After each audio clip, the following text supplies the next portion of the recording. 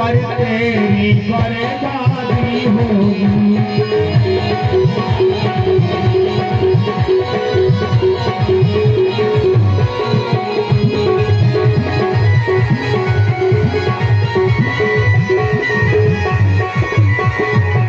अरे सुनीति, माना कि मैं शादी कर लिया, अगर आज औलाद हुई भी, लेकिन तुम्हारा क्या होगा? सुनीति, मैं ऐसा काम नहीं कर सकता हूं। सुनीति ने कहा, इसका मतलब तो ये हुआ अगर मैं जिंदा हूं तो तुम विवाह नहीं करोगे। ठीक है महाराज, मैं अपने प्राणों का प्राणांत कर दूंगी और उसके बाद तो महाराज तुम शादी कर लोगे। उत्तान बाद अपना माथा ठोके, सुनीति, हमको लगता है अब तुम्हारे दुख का समय आ गया है। शादी करूंगा तब भी तुमको दुख मिलना है और नहीं करूंगा तब भी दुख मिलना है। शादी तय हुई और दूसरी वाली रानी का नाम है सुरुचि। शादी होकर के आ रहे हैं, बड़ी वाली रानी ने पूरा घर सजा रखा है, आरती का थाल सजा रखा है और उधर डोलीवान आपस में बात करने लगे। भैया तुम्हें कुछ पता है, राजा उत्तानपाद ने दूसरी शादी किया है। दूसरे ने कहा, पहली वाली रानी से आज औलाद नहीं हुई है, 2-4 महीना रास्ता देखेंगे, तीसरी शादी कर लेंगे। सुनीति ने कहा, डोली रोको,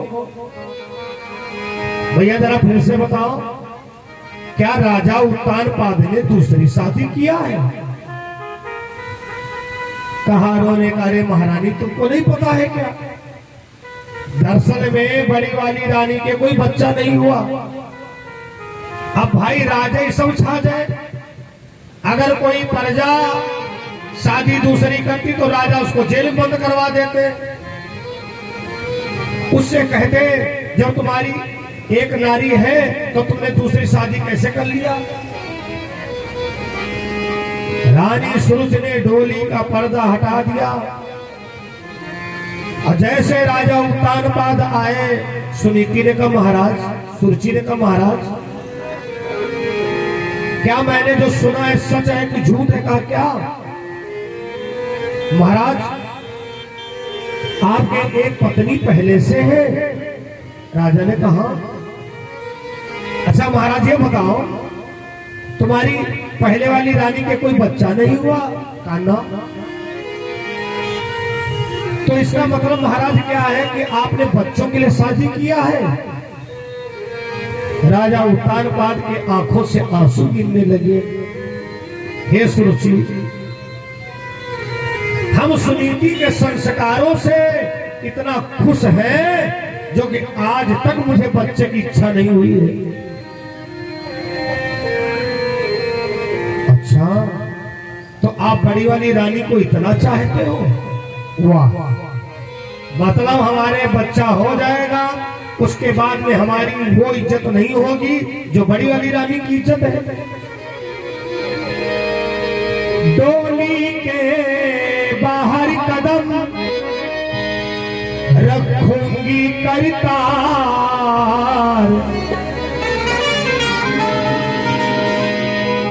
पहले मेरी सवती का घर से देहूता।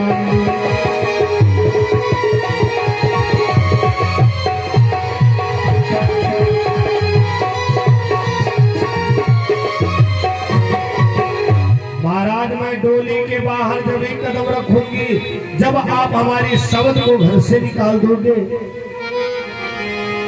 अब इतना ही एहसान करो,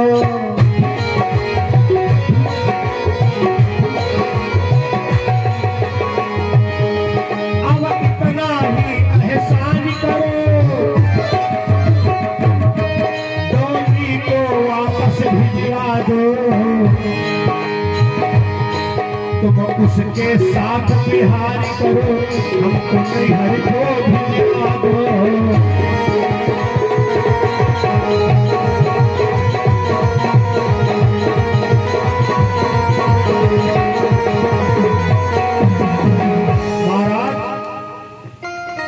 पप्पू भैया पप्पू जी के द्वारा 101 मुद्रा भेंट हुए हैं और मंच के तबला जी को, हाँ तबला जी को, उनका नाम पड़ गया तबला जी। बहुत दिन बाद नाम शोधा गया। हम कह रहे थे मोहाली में तुमको कुछ ना कुछ मिलेगा जरूर। हमारे तबला जी को कुछ मुद्राएं 20 रुपए से उत्साह इनका वर्धन किया है। बोलो भागवत भगवान की रानी सुरुचि, अरे क्या कह रही हो? सुनीति के ही बदौलत मैंने दूसरा विवाह किया है।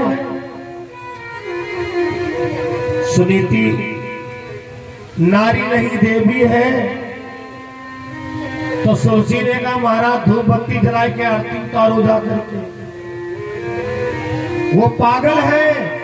अरे मैं नहीं हूं जो कि अपने जिंदा में दूसरी नारी को स्वीकार कर लूं। महाराज मैं तुम्हारे घर जब ही चलूंगी जब उसको घर से निकाल दोगे। राजा उत्तानपाद आए, सुनीति से कहा सुनीति देखो जिस बात का हमें डर था वही बात आ गई।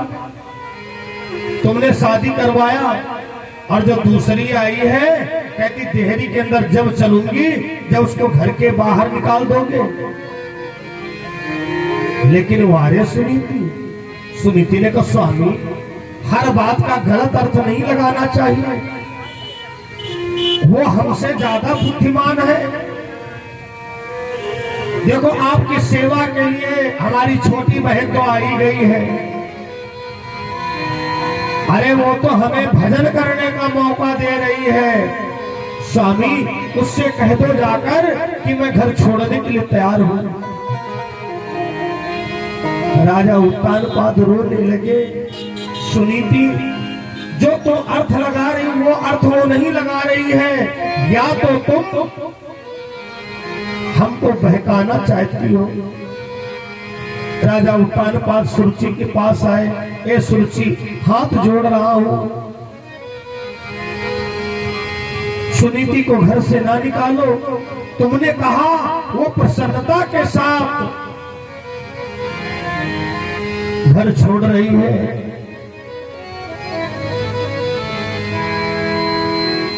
सुनीति जिस समय सुरुचि के सामने आई, सुनीति ने कहा सुरुचि नारी धर्म के बारे में तुमको ज्ञान है कि नहीं है?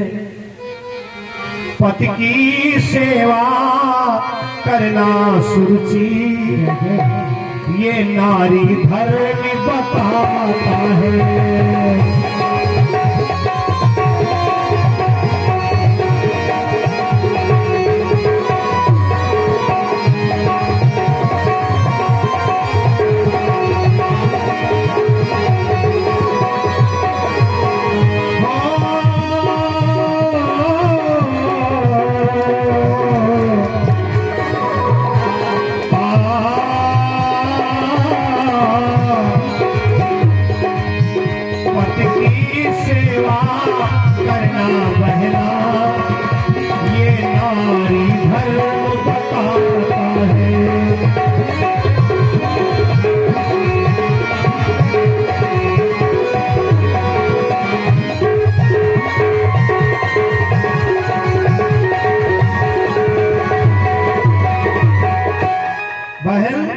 पति की सेवा करना ये नारी धर्म बताता है। सुरुचि ने कहा हमको ज्यादा ज्ञान उपदेश मत दो। अभी तो मैं तुमको निकाल ही रही थी, लेकिन अब और सुन लो। आज से तुम कौवा हड़ाने वाली कहलाओगी। एक मटकी में दही भर करके दिया।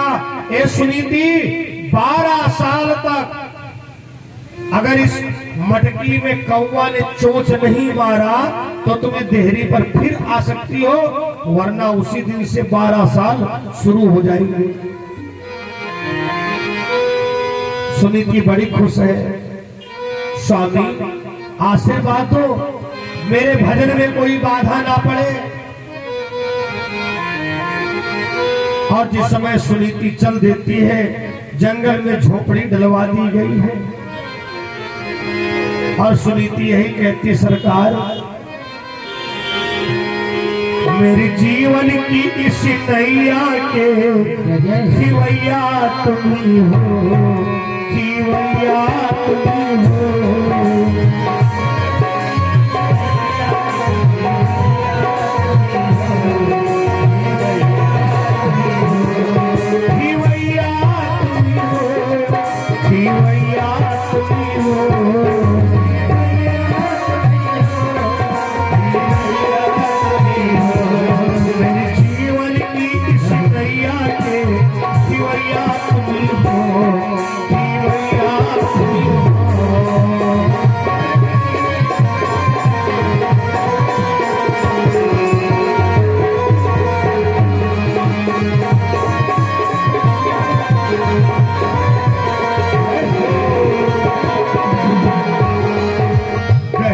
नदिया नाव पुरानी लंबा बहुत किनारा है,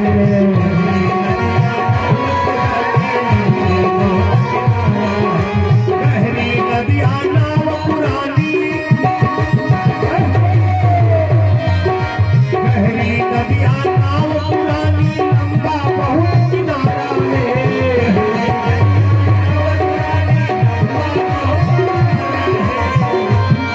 इस झांझरी सी, इस झांझरी सी नैया के खिवैया तुम हो, खिवैया तुम हो।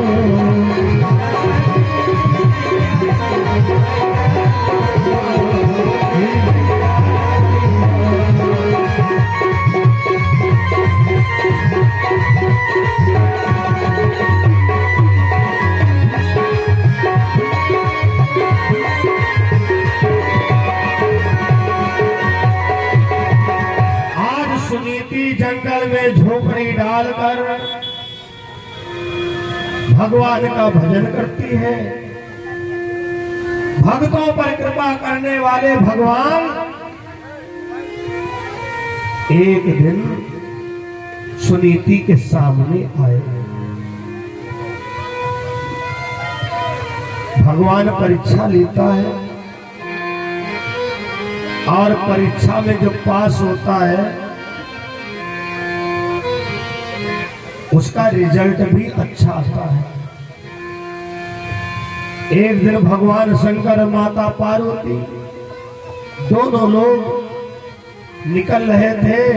पार्वती मैया की नजर पड़ गई, अरे भोले बाबा देखो देखो बेचारी कोई बेसहारा नारी है। शंकर भगवान ने कहा, देखो पार्वती ये बहुत बड़ी दुनिया है, अगर दुनिया में ऐसे ही तुम सोचोगी ना तो लगभग तुमको परेशान ही मिलेंगे। सुनीति ने, पार्वती ने कहा, बाबा अगर कोई पुरुष एक लोटा जल चढ़ा दे तो मनचाहा वरदान दे देते हो, अब वो बेचारी नारी है, चलो बाबा कल्याण कर दो। शंकर भगवान को भी नहीं पता है कि सुनीति की कितनी सुंदर नीति है। पास में गए, सुनीति कोई वरदान मांग लो। सुनीति ने देखा, देवाधिदेव महादेव शंकर भगवान, बाबा आप वरदान देना चाहते हो? अगर आप वरदान देना चाहते तो ये वरदान दो महादेव, मेरी उस प्यारी बहना को। हे महादेव बाबा तुम यहीं पर बैठो, बार बार ना आना जाना। सुनील भैया तुम इधर कुर्सी डाली बैठ जाओ, आ जाओ। देखो प्रसाद जरूर ले लेना। हमारी व्यास गद्दी के कुछ नियम अलग है। हमारी व्यास गद्दी पे ये नहीं देखा जाता कितने किसने चढ़ाया है। हमारी व्यास गद्दी का नियम है कोई खाली व्यास गद्दी से ना जाए, भगवान के दरबार से खाली ना जाए, प्रसाद जरूर ले लिया करिए। सुनीति ने वरदान मांगा, मेरी उस प्यारी बहना को गोदी का लाल दे दीजिए।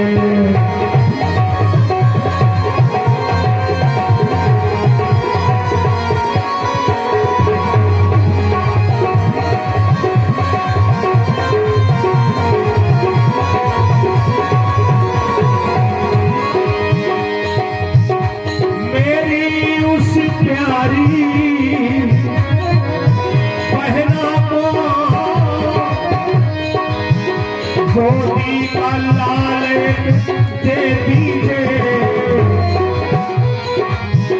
चाहिए नहीं कुछ हमको, चाहिए नहीं प्रभु कुछ मुझको, बस यही पर प्रभु दे दीजिए।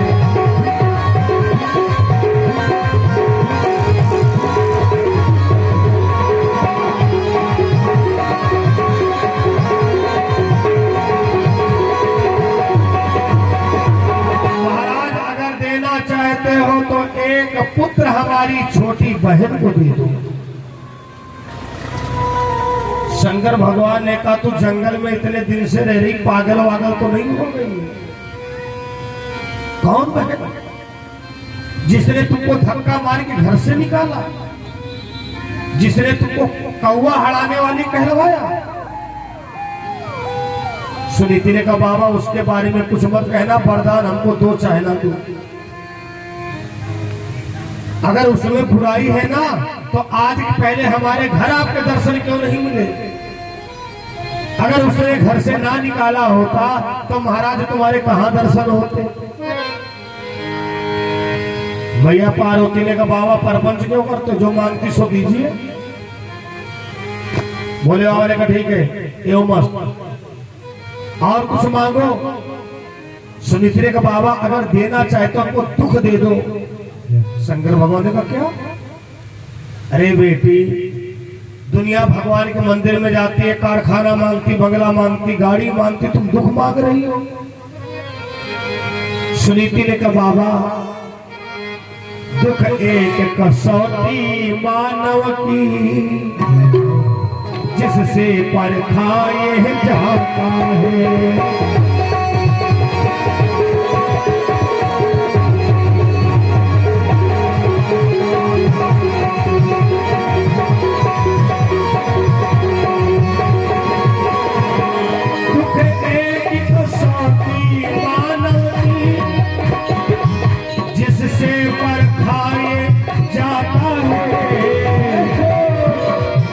बलिहारी ये तो दुख की है, बलिहारी ये तो दुख की है, जो पल पल याद दिलाता है।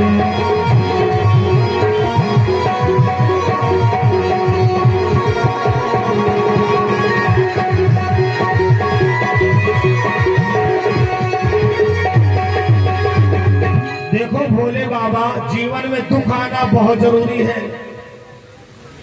जब तक दुख नहीं आता है भैया तब तक अपने लोगों की पहचान नहीं होती है। आप तुम्हारे पास है, आप तुम्हारे पास है तो सब नातेदार रिश्तेदार खानदान परिवार, और कहीं जब थोड़ा मुसीबत आई तो कुछ रिश्तेदार ऐसे भी होंगे जो फोन करना बंद कर देंगे, आना जाना बंद कर देंगे, कहेंगे कहीं ऐसा ना हमसे मदद मांग बैठे। और महाराज दुख वैसा ही जीवन में काम करता है जैसे कसौटी काम करती है। दुख एक कसौटी मानव की, जिससे परखा यह जाता है। प्रभु देना है तो यही वरदान दो, हमें जीवन का दुख दे दो। भगवान भोले बाबा ने कहा बेटी तुम अपने में नहीं हो। जब ज्यादा मुसीबत होती है ना, जब ज्यादा टेंशन चिंता होती है तो इंसान का मानसिक संतुलन बिगड़ जाता है। सुनीति अब हम तुमको अपनी तरफ से वरदान दे रहे हैं, बेटी एक पुत्र तुम्हारे भी होगा और उत्तानपाद के उत्तराधिकार को मतलब राजगद्दी पर तुम्हारा ही लड़का बैठेगा। और बेटी एक थोड़े दिन नहीं 36,000 साल तक राज करेगा तुम्हारा पुत्र और उसके नाम का बेटी लोक तक बनाया जाएगा। इतना कहकर के शंकर भगवान जी तो अंतर ध्यान हो गए, चले गए। सुनीति झोपड़ी डाले हुए बस एक ही बात कहती है,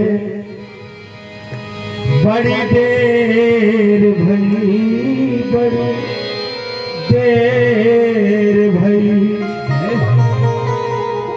कब लोगे खबर मोरे राम, कब लोगे खबर मेरे राम, बड़ी देर भई, बड़ी देर भई।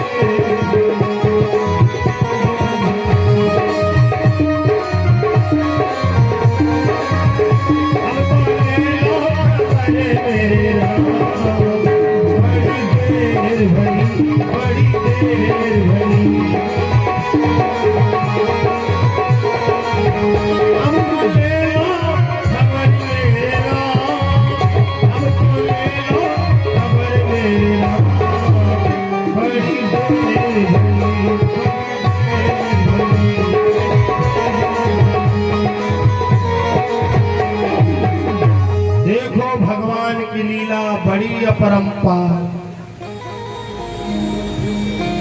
छोटी वाली रानी सूरज का आदेश है कि तुम बड़ी वाली रानी के वहां बड़ी वाली रानी के वहां नहीं जा सकते हो।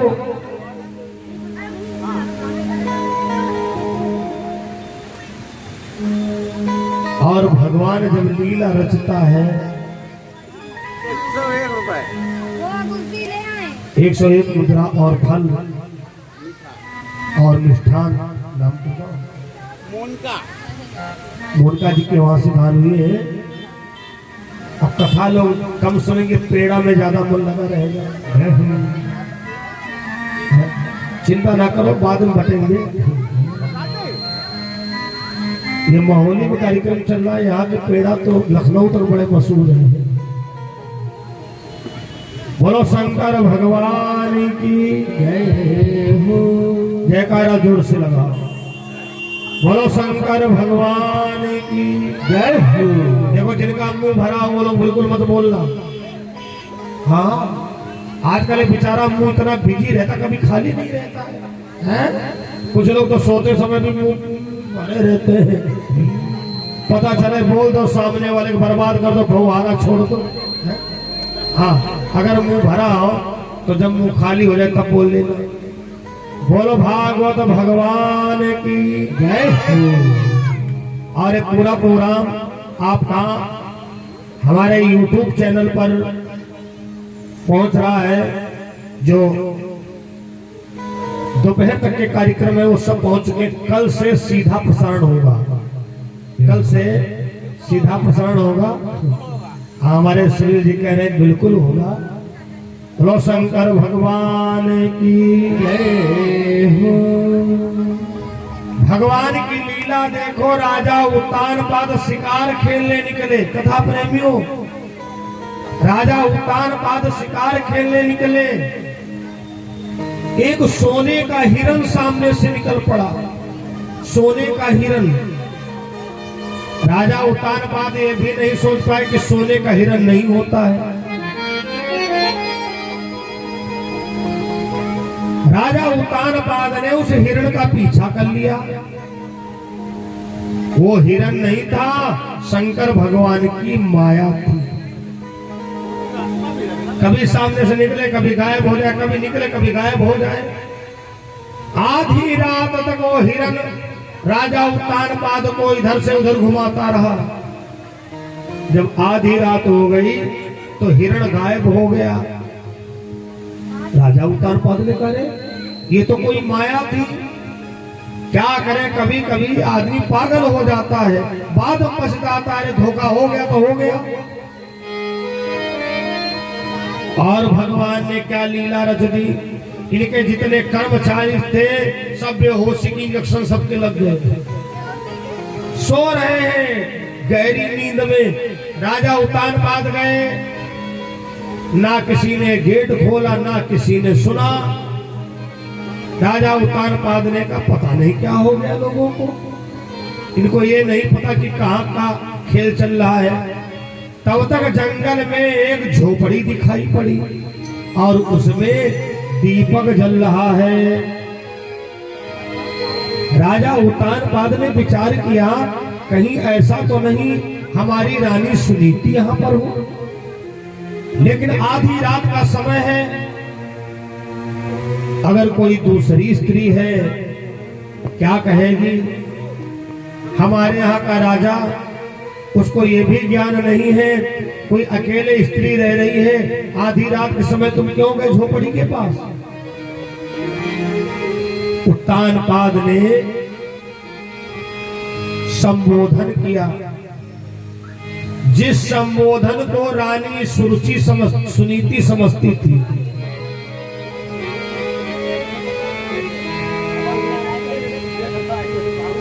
सोती हो तो जाग जा, जगती हो तो बोल, प्राण प्रिय पंकज मुखी, जल्द किवाड़े खो। प्राण प्रिय पंकज मुखी, इन शब्दों का प्रयोग वही पुरुष करता है जो अपने जीवन साथी को अत्याधिक मानता है। प्राण प्रिय पंकज मुखी, जल्द किवाड़े खोल। अब भैया रानी सुनीति चक्कर पड़ गई। आधी रात के समय में हमारे राजा उत्तानपाद, नहीं, कहीं ऐसा तो नहीं कोई बाहरी पुरुष हो, कोई मायावी पुरुष हो जो हमारे सतीत्व को डिगाना चाहता हो। दुनिया में एक पड़े हैं, जिसकी चाहो उसकी आवाज बना के बोल देंगे, टेलीविजन पर देखा करते हो। लेकिन धन्य है सुनीति, हाथ में लिया जल और घबराई नहीं। मनसा बाड़ी कर्म से पति का गरे हो ध्यान। बहुत अच्छे। छल बेसी गर पुरुष हो तो जल के हो जा रहा। हे पतिदेव, अगर हमने मन से, वाणी से, कर्म से सेवा किया है, हमारे राजा उत्तानपाद हो तो उनको कुछ ना हो। अगर कोई छलबेसी पुरुष हो तो जल करके भस्म हो जाए। सती है, पतिव्रता है। संत राम महासुनिया निवासी 51 रुपये भेंट के हैं, साधुवाद है। मासुनिया है, महोली है, इनको तो अपना गुरुद्वारा कहते हैं। ये आप लोगों की मानता है कि आप ही लोगों में पाया और आप ही लोगों में सेवा करने का सौभाग्य कभी कभी मिल जाता है। बोलो भागवत भगवान की जय हो। जैसे जल का छींटा मारा राजा उत्तान पादने का धन्य हो सुनीति, तो वास्तव में पतिव्रता हो, वास्तव में तुम सती हो। सुनीति ने कहा महाराज, यही अगर हर स्त्री समझ ले कि कौन स्त्री भाग्यवान है, जिसका आदमी 10,000 शाम को पैदा करके लाता वो स्त्री भाग्यवान है, 1,00,000 10,00,000 कमाता हूं महीने में वो भाग्यवान है।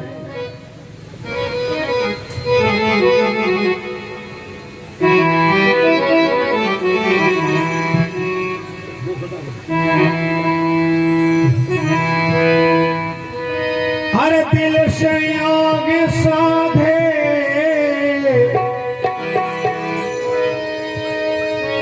दिल से योग साधे, हर जो मन वही है, या जिसको चाहे सुहाग वही है, या जिसको चाहे सुहाग वही है, पिया जिसको चाहे, पिया जिसको चाहे सुहागिन वही है, गिरी जो नजर से अभागी वही है, गिरी जो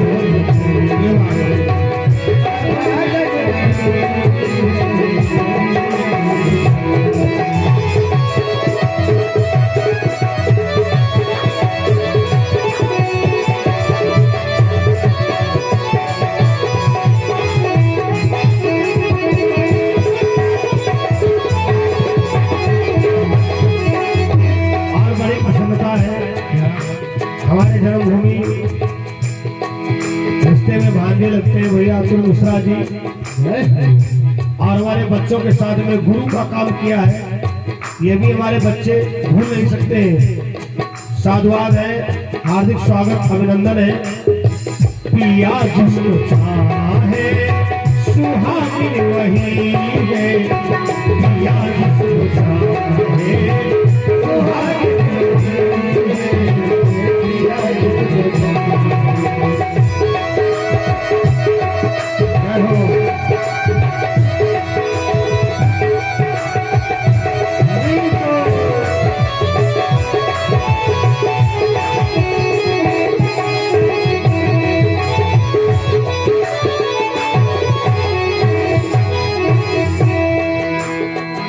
जिसको चाहे सुहागन वही है। ना जाने कितनी बहन बेटियां, पैसा तो घर बहुत आता है, लेकिन उनसे पूछो क्या हाल चाल, अरे महाराज जी जिंदगी काट रही हूँ। क्यों? आदमी हमारा कभी सीधे मुंह बोलते नहीं। पिया जिसको चाहे सुहागिन वही है, पिया जिसको चाहे सुहागिन वही है,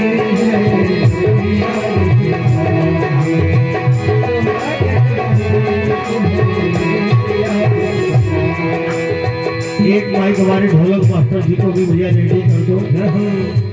तबला जी बहुत अच्छे कलाकार है, देखो माहौल में डिग्री मिली है।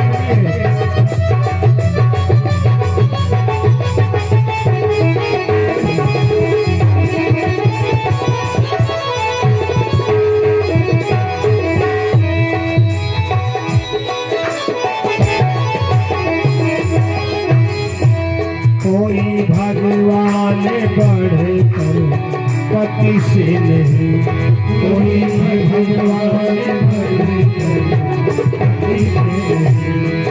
ये 50 रुपए तबला जी को हमारे भैया जी ने भेंट किया है। ये माहौली जो है संगीत का घराना है, इतना समझ लो।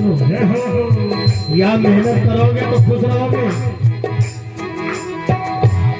जो पति को समझती सदा शिव हरि को,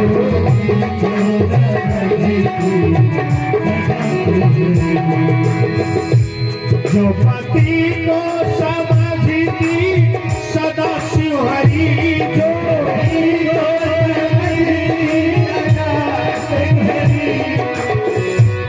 मुक्ति समझो वही है सती के लिए समझो वही है हाँ दिल से योगी साधे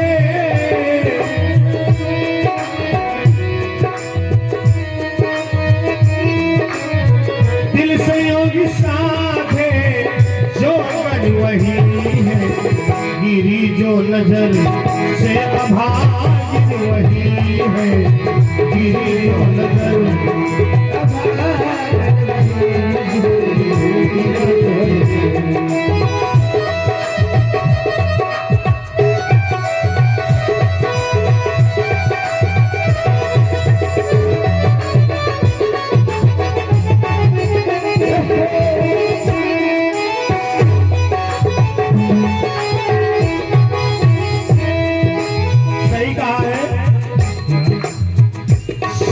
में जो पराए पति को लगे सपने में जो पराए पति को लगे हर जवानी में वो विधवा हो जाती है हर जवानी में विधवा हो जाती है जन्मी लाखों मिले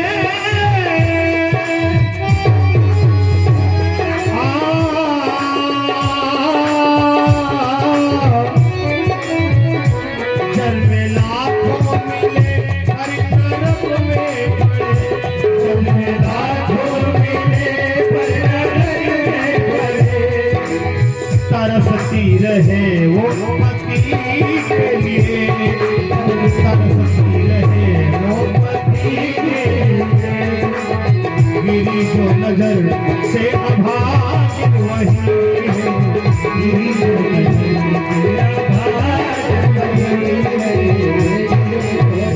महाराज राजा उत्तानपाद इतना खुश हो गए सुनीति हमको भूख लगी है कुछ भोजन दो अब सुनीति बड़े धर्म संकट में पड़ गए क्योंकि उस रोज सुनीति ने जौ की भूसी की रोटी बनाया था छोटी वाली रानी जो है ना सुनीति को परेशान करने में कोई कसर नहीं छोड़ी कभी जौ की भूसी भेजे कभी वो भी भूल जाए जो 3 बेर खाती थी वो 3 बेर खाती है और जो नखन जड़ाती थी आग वो नगन जड़ाती है महलों में 3 बार भोजन करने वाली वो आज 3 बेर खाती है बेरों को बीन करके अपना पेट भर लेती है आज पहली बार महाराज उत्तानपाद से झूठ बोलना चाहती है महाराज हम उतने आटा मंगवाती थी जितना खाना होता था यहाँ कोई बर्तन हमने रखे नहीं है तो महाराज थोड़ा चोकर बचा है फिर राजा उत्तानपाद ने विचार किया अगर चोकर बचा है तो आटा को छानने वाली चरनी भी तो होनी चाहिए अरे सुनीति हम जानते हैं आज तुम मुझसे झूठ इसलिए बोल रही हो कि मैं छोटी वाली रानी को कहीं दंड ना दूं बड़े प्रेम से चोकर की रोटी खाते हैं और राजा उत्तानपाद ने कहा सुनीति जो आनंद इस भोजन में है वो आनंद हमको अपने राज दरबार में 56 भोग में नहीं मिलता है मुखिया की माता जी के द्वारा 21 रुपए कथा में दान हुए हैं साधुवाद है, आशीर्वाद है। बड़े प्रेम से भोजन किया और भगवान की कृपा से रानी सुनीति के बच्चा आ गया, सुरुचि के भी बच्चा आ गया। अंतर बहुत बड़ा है। एक के लिए खटरस बिलजन दासियां बना के लाती है।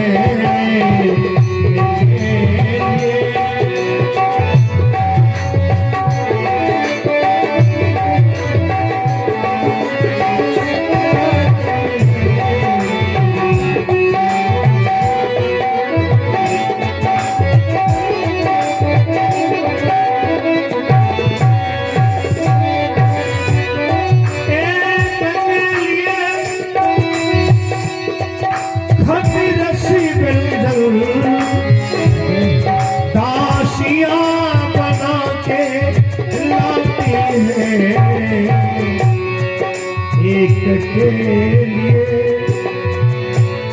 जौ की रोटी संध्या तक मिल नहीं पाती है।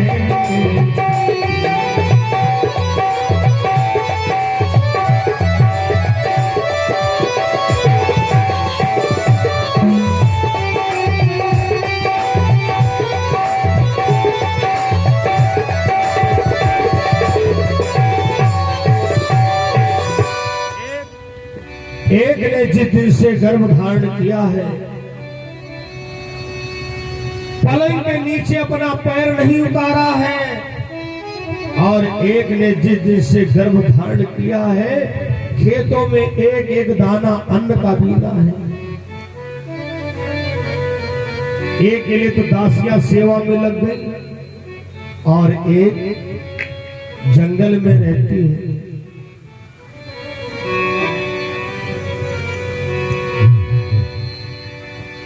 धर्म प्रिय सज्जनों,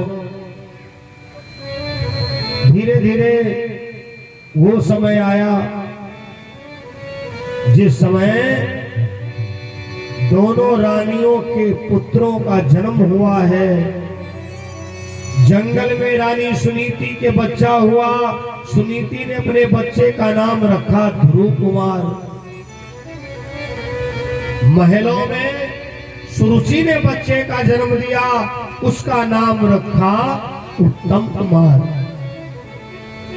धीरे धीरे दोनों बच्चे बड़े होते हैं। एक दिन ध्रुव कुमार बच्चों में खेलने के लिए गया। बच्चों ने कहा, ध्रुव हम तुमको खिलाएंगे नहीं क्योंकि तुम बेईमानी करते हो। ध्रुव ने कहा, भैया मैं अपने पिताजी की कसम खाता हूं, कोई बेईमानी नहीं करूंगा। है बच्चों ने बेइज्जती कर दिया। जंगल में पैदा हुआ है, पता नहीं कौन तेरा बाप होगा, चल दिया बाप की कसम खाने वाला। बच्चा रोता हुआ आया और अपनी माता सुनीति से कहा, मां हमें एक बात बता, मेरा पिता कौन है? सुनीति ने कहा, क्यों मैया, बस कम से कम अगर कोई हमसे पूछे तो उसको हम बताएं। तो आजकल बच्चों ने मेरी बेइज्जती कर दिया है। सुनीति ने कहा, बेटा तुम्हारे पिता एक द्वीप के नहीं है, 7 द्वीप के राजा हैं, लेकिन अपने लोगों के भाग्य में जंगल का सुख लिखा है। ध्रुव ने कहा, मां हम अपने पिताजी से मिलना चाहते हैं। सुनीति ने कहा, जाओ, लेकिन बेटा इतना ध्यान रखना कहीं ऐसा ना अपनी मां को ही भूल जाओ।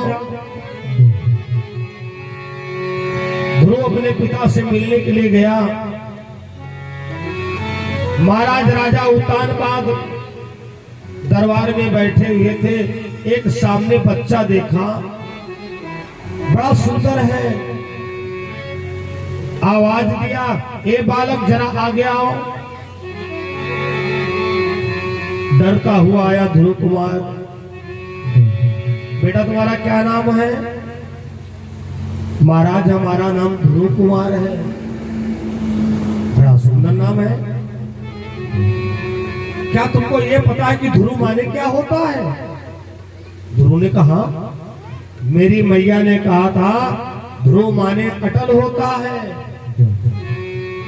जो अपनी भक्ति पर, अपनी श्रद्धा पर, अपने कर्तव्य पर अटल होता है वही ध्रुव है। राजा उत्तानपाद ने कहा, तो उस महान मां का नाम नहीं बताओगे? ध्रुव कुमार के आंखों में आंसू बहने लगे। महाराज मेरे अंदर बड़ी घबराहट है, कहीं ऐसा ना हो जो नाम मैंने आज लिया है वो हमारी जिह्वा का आखिरी शब्द हो। का मतलब?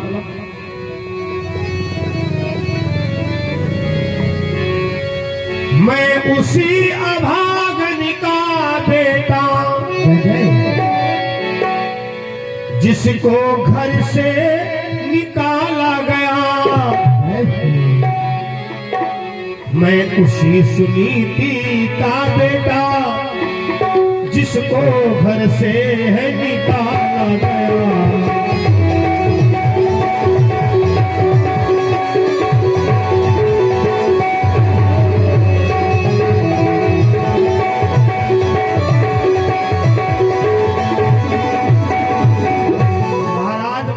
सुनीति का बेटा हूं जिसको धक्का मार के घर से निकाला गया।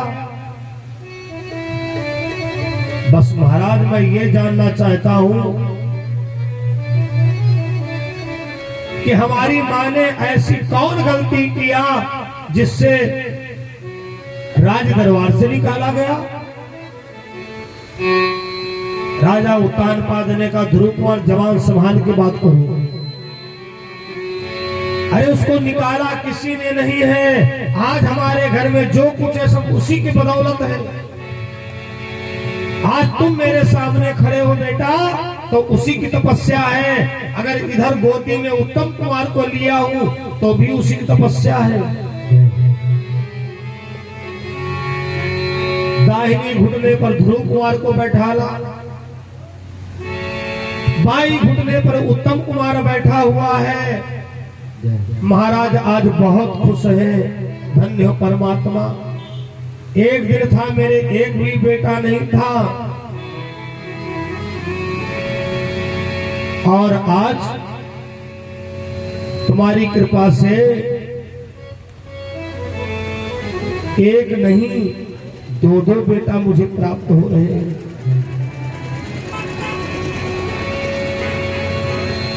धर्मप्रिय सज्जनों, सुखदेव जी कहते राजा परीक्षित जी से, हे राजा महाराज उत्तानपाद तो यही मान रहे हैं जो कुछ है सब प्रभु की कृपा से हमारे घर पर है। कुछ भक्तों ने आज इच्छा व्यक्त किया महाराज जी से कहता भजन पूरे पूरे सुनाया करें। अगर ज्यादा भजन सुनाऊंगा तब भी गलत मैसेज आएगा। वो तो भजन ही सुनाया करते हैं, लेकिन बिल्कुल प्रयास करूंगा जो भी भजन का प्रयोग करूंगा पूरा भजन सुनाऊंगा।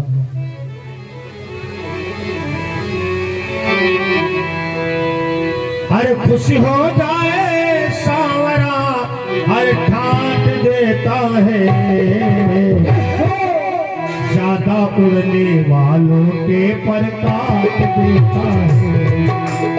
ज्यादा उड़ने है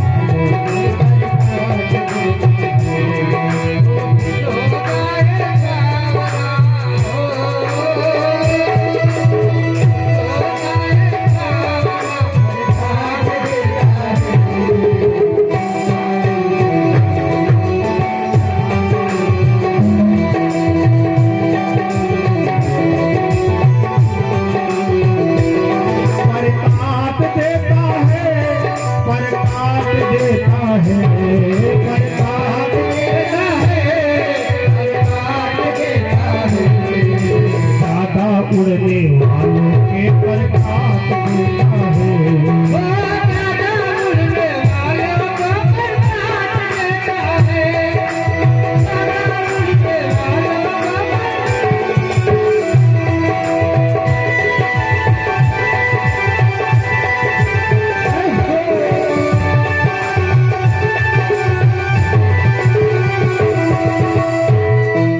डर के कभी भी आना और चाहो खुशियाँ पाना, इस डर के कभी भी आना खुशियाँ पाना।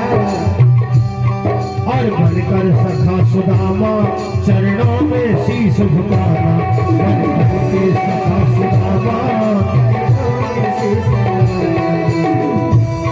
वो घर आंगन धन दौलत से सब काट देता है।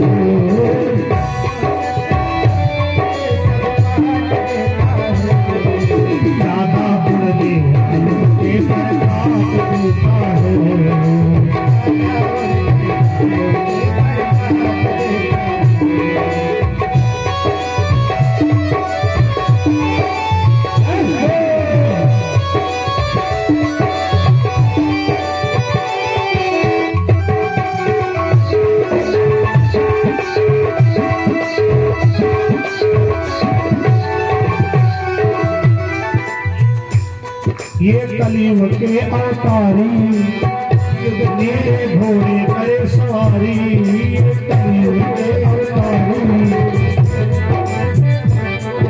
बोलो खाटू बाबा की जय हो। क्योंकि जो अगली लाइन कहने जा रहा हूं वो उन्हीं की है। इस दास के ऊपर कृपा हो गई। आज के 4 दिन पहले खाटू बाबा का आगमन हमारी कुटिया पे हुआ है। ये कलयुग के अवतारी, ये कलयुग के अवतारी, नीला घोड़ा करे सवारी, नीले घोड़े करे हर देता संकट भारी।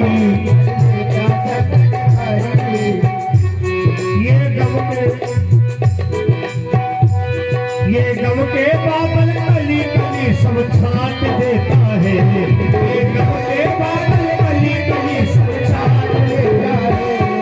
ज्यादा उड़ने वालों के प्रताप देता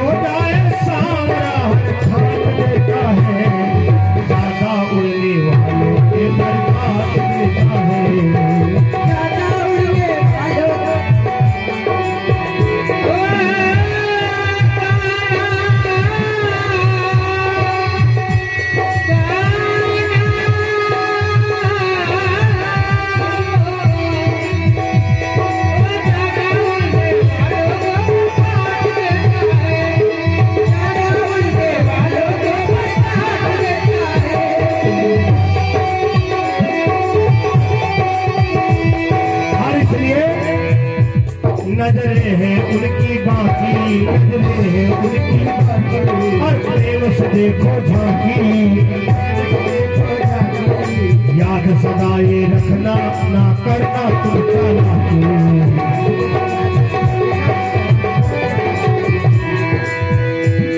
ये चालाकों की चालाकी सब काट देता है।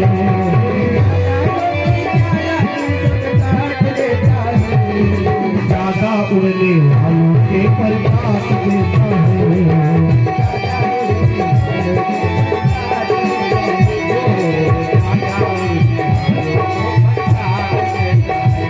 अरे खुश हो जाए सांवरा भाग देता है।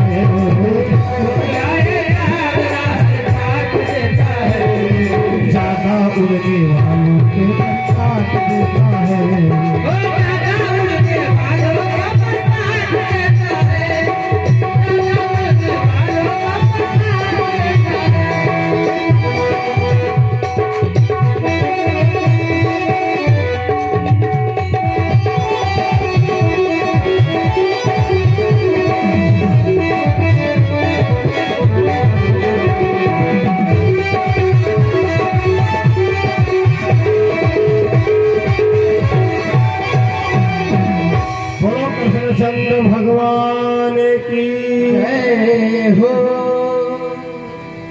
महाराज बड़े खुश हैं।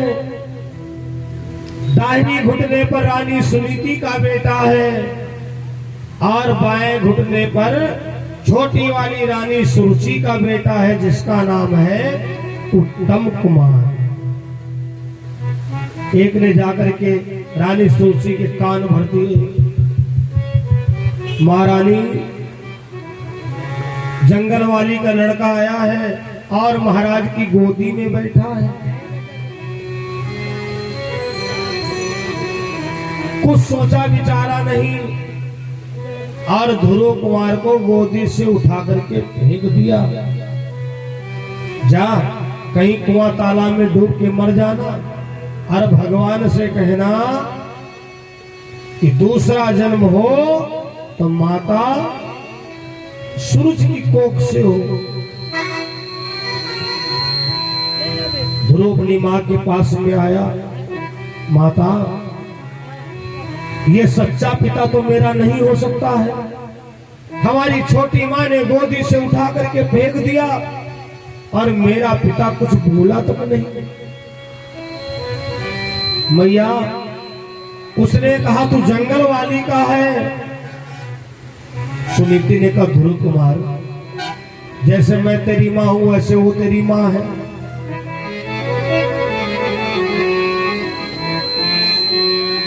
बेटा बेटा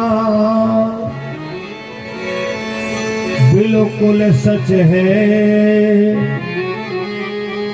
हम दोनों बड़े अभागी हैं। जो नर तन पाकर भी अब तक न बने हरि के अनुरागी हैं। ध्रुव कुमार, जिसको पिता की गोदी नहीं मिलती उसको भगवान की गोदी मिलती है। तो मेरी बात मानो, तुमको अगर पिता की गोद नहीं मिली है तो परम पिता की गोदी में बेटा बैठो। गुरु ने कहा मां, वो परम पिता कहां मिलेगा, कैसे मिलेगा? सुनीति ने कहा ध्रुव कुमार,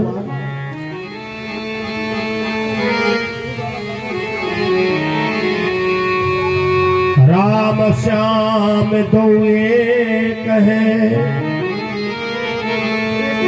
मोढ़ न जाने कोई, जाका मन जैसा रुचे है तो वैसे जो हो। ध्रुव कुमार, राम श्याम दोनों एक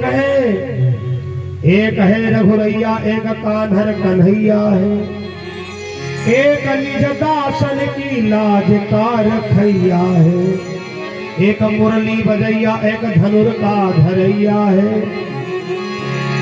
एक सभा के बीच लाज को रखैया है। मधुबन जाओ ध्रुव कुंवर, अवश्य मिलेंगे श्याम।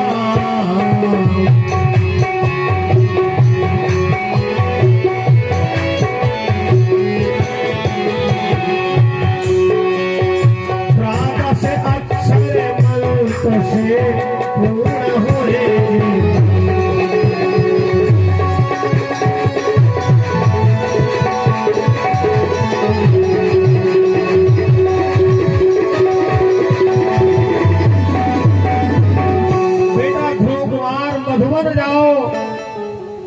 वहां पर तुमको भगवान मिलेगा। ध्रुव कुमार, राम श्याम में अंतर मत समझना।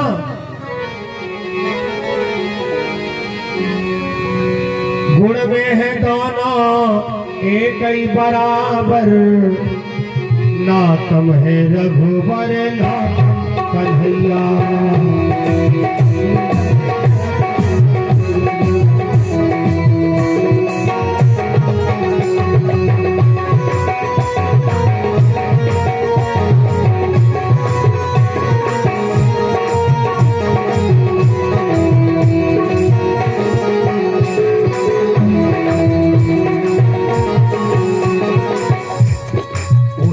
राम की कौशल्या मैया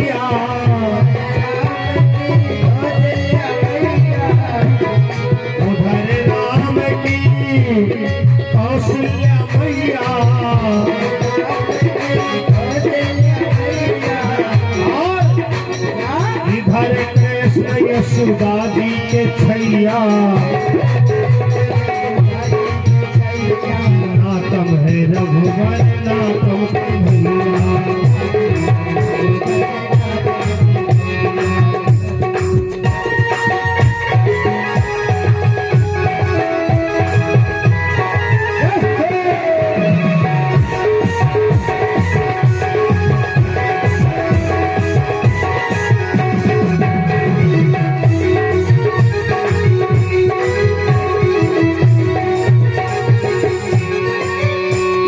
उधर राम धनुषा के धरैया,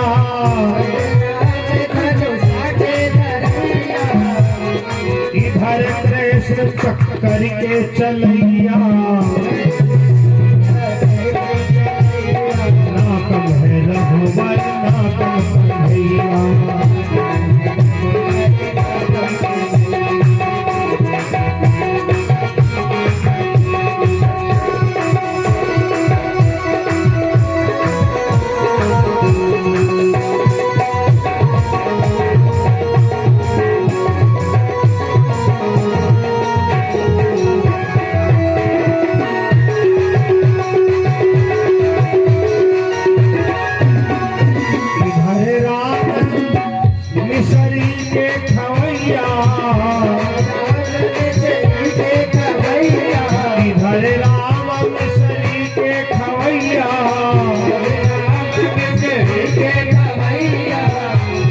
उधर कृष्ण माखन के खवैया, नातम है रघुवर नातम कन्हैया। गुण में है दोनों एक ही बराबर, नातम है रघुवर नातम कन्हैया।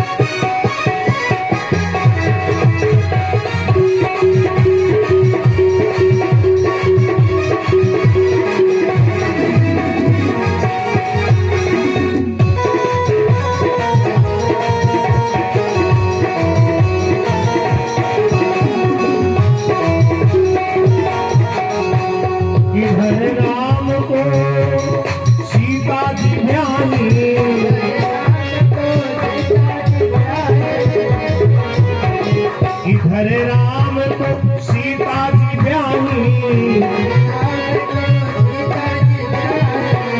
और उधर कृष्ण लुकुंड जी सैया, नातम है रघुवर नातम कन्हैया। गुण में दोनों एक ही बराबर,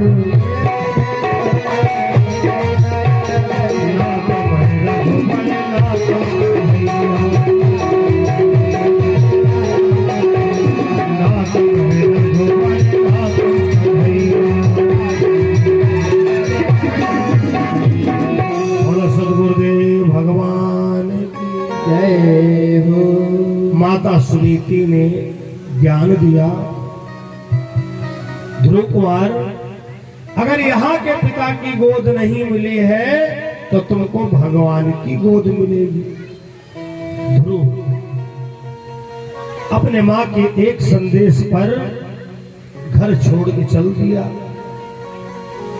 आगे देवर्षि नारद जी मिले। नारद जी ने कहा बेटा कहाँ जा रहे हो? कहा भगवान की गोदी में बैठने के लिए। नारद जी ने कहा ध्रुव कुमार भगवान के दर्शन तो होते नहीं, गोदी तो बहुत बड़ी बात है। ध्रुव ने कहा हमारी माँ ने बस एक ही संदेश दिया है, जहां पर बेटा तुम उनको याद करोगे तुमको वो दर्शन देंगे। देवर्षि नारद ने कहा, ध्रुव कुमार, अभी तक तुमने गुरु मंत्र नहीं लिया है और हमारी बात मानो, गुरु मंत्र ले लो। कौन सा मंत्र दिया? ओम नमो भगवते वासुदेवाय। ये द्वादश अक्षर का मंत्र है। इसको जाप करने से भगवान की प्राप्ति होती है। ध्रुव कुमार तपस्या करते हैं। कैसे किया? ऊर्ध्वबाहु नभो दृष्टि, ऊपर को भुजाएं करके एक पैर के बल खड़े होकर और इसी मंत्र का जाप किया। भोजन छोड़ दिया, पानी पीना छोड़ दिया। पंचमे मासे वायु भक्षणम, जब 5वां महीना लगा तो हवा के सहारे अपनी सांस को रोक लिया और भगवान ध्रुव कुमार के सामने आए। ध्रुव कुमार कोई वरदान मांग लो। ध्रुव ने कहा, वरदान मांग लो, जो हमें मांगना है वो तुम दोगे नहीं, देना तुमको पड़ेगा ही। भगवान ने कहा, क्या चाहते हो? बस प्रभु, मुझे पिता की गोद नहीं मिली है और माता सुनीति ने कहा है जिसको पिता की गोद नहीं मिलती है तो उसको भगवान की गोदी मिलती है। ध्रुव कुमार को भगवान ने गोदी में उठाया और बेटा कुछ मांग लो। ध्रुव कुमार ने कहा, और कुछ नहीं चाहिए। भगवान ने कहा, हम वरदान दे रहे हैं, जिस माँ ने तुमको गोदी से उठा करके फेंका था वही माँ तुमको लिवाने के लिए आएगी।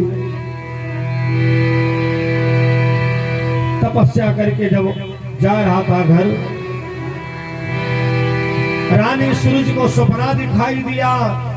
राजा उत्तानपाद, अगर ध्रुव कुमार को तुम लोग लिवाने के लिए नहीं गए तो हम तुम्हारा राजपाट सब नष्ट कर देंगे।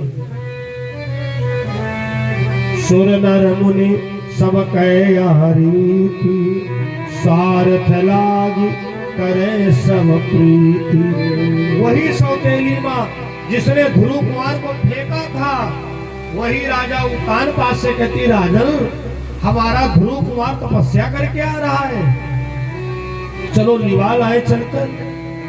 राजा उत्तानपाद विचार करते, हे भगवान, इसकी ऐसे ही बुद्धि कर दो। सुरुचि ध्रुव कुमार के सामने गई, बेटा चलो, मैं तुमको लिवाने के लिए आई हूं।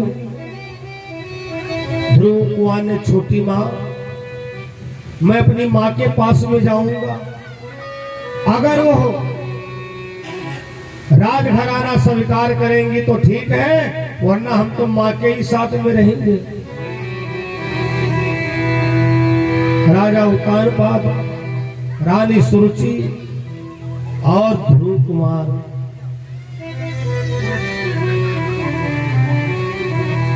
सुनीति के सामने पहुंचे। सुनीति जो है ना, आंखों से अंधी हो चुकी है, आंखों से अंधी हो चुकी है। राजा उत्तानपाद ने आवाज दिया, सुनीति। सुनीति ने कहा, स्वामी, हमारी आंखों की रोशनी चली गई है। ध्रुव कुमार के तेजवान आंसू जैसे मां के आंखों में पड़े तो दिखाई देने लगा।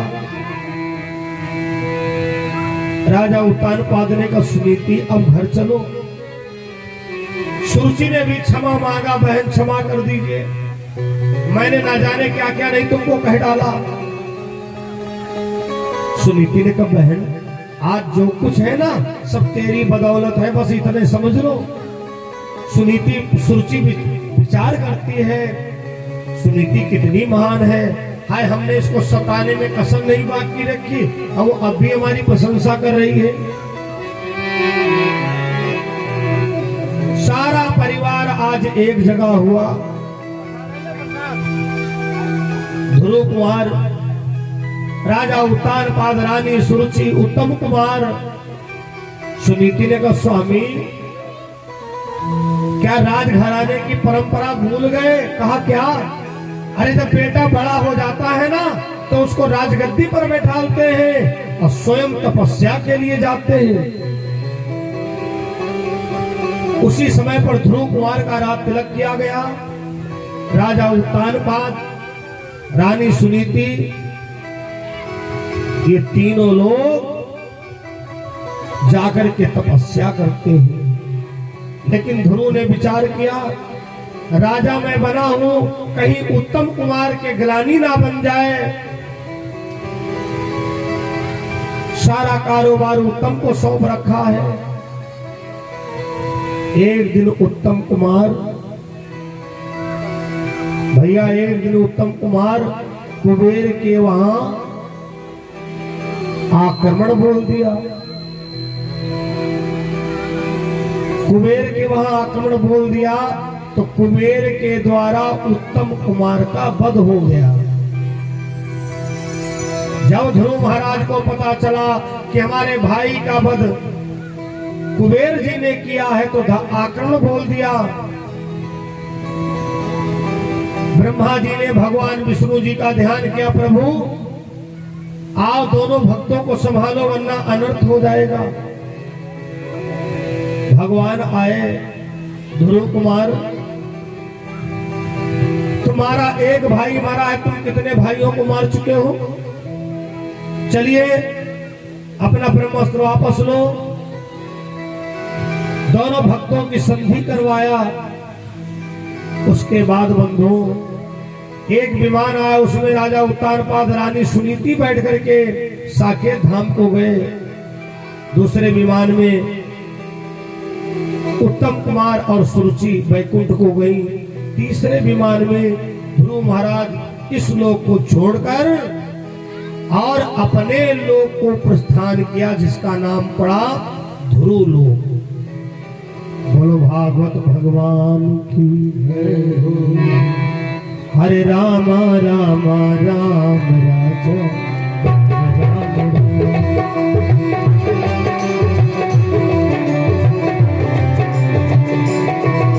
राम राम राम राजा राम राम राम। हरे राम राम जय हो।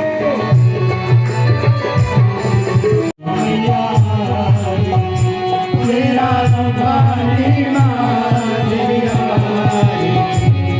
हे महालक्ष्मी गौरी तू अपने आप चोरी, हे महालक्ष्मी तू अपने आप चोरी। तेरी कीमत तू ही जाने, तू भला बुरा पहचाने। तेरी कीमत तू ही जाने, तू भला बुरा पहचाने। कोई माने या ना माने हम भगत तेरे दीवाने। कोई माने या ना माने हम भगत तेरे दीवाने। तेरे पाँव सारी दुनिया पखारती, मन तेरा मंदिर आके दिया बाती, फोटो के हो जाया बोल बोल माती। रोम रोम तेरा नाम पुकारती आरती हो मैया आरती, ओ तेरा वाली माँ हे गुणवंती सतवंती, हे पतवंती रजवंती, हे गुणवंती सतवंती हे मेरी सुनना माँ बिनती, चुनरोना रंग बसंती। मेरी सुनना मिलते तेरा चोला रंग बसंती। हे शुभ भंजन शुभदाती, हम शुभ देना दिन राती। हे शुभ भंजन शुभ राती, हम शुभ देना दिन राती। जो तेरी महिमा गाए वो मांगे मुरादे पाए। जो तेरी महिमा गाए वो मांगे मुरादे पाए। हर आँख तेरी ओर निहारती, मन तेरा मंदिर आके दिया बाती, फोटो के हो जाया बोल बोल बाती। हे महाकाल महाशक्ति हमें दे दो ऐसी भक्ति। हे महाकाल महाशक्ति हमें